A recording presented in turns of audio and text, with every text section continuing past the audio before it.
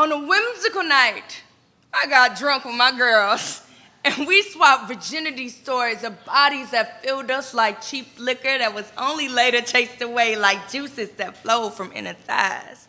Now, after quite a few clumsy sex stories and even more shots, the safety on my tongue unlatched. I lost mine to the classic sounds of Cash Money Records when they was taking over for the 99 to 2000.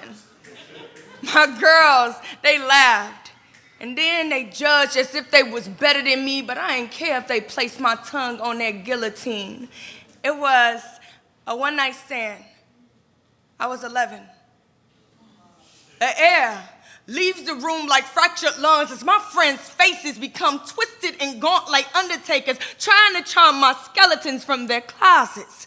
So I told them that while they were still making their Barbies dry hump, my body had become a cemetery.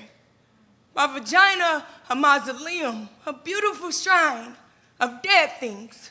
My house, it used to be home to predators, and my body reeked of prey, and they loved to wrap my flesh around their insides. And so in elementary, I ain't had no problem allowing a high school sophomore to tear through me like those before him, leaving the mangled parts behind for scavengers.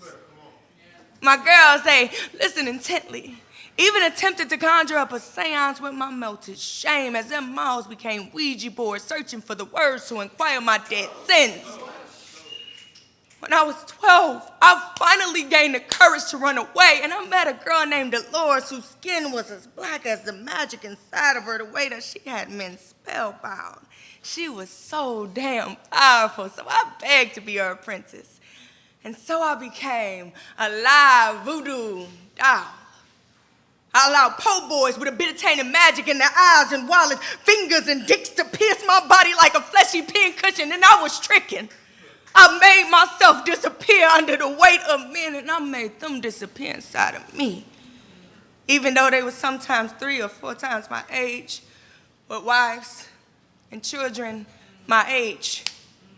But they adorned my exploited body with beads of sweat, and as quick as they was coming, they was leaving behind cheap trinkets as gifts, and my magic had finally become a commodity that men used to vanish from this world that they wore masks for. But with me, they were jesters, vandalizing vaginal corridors with their insecurities and mine.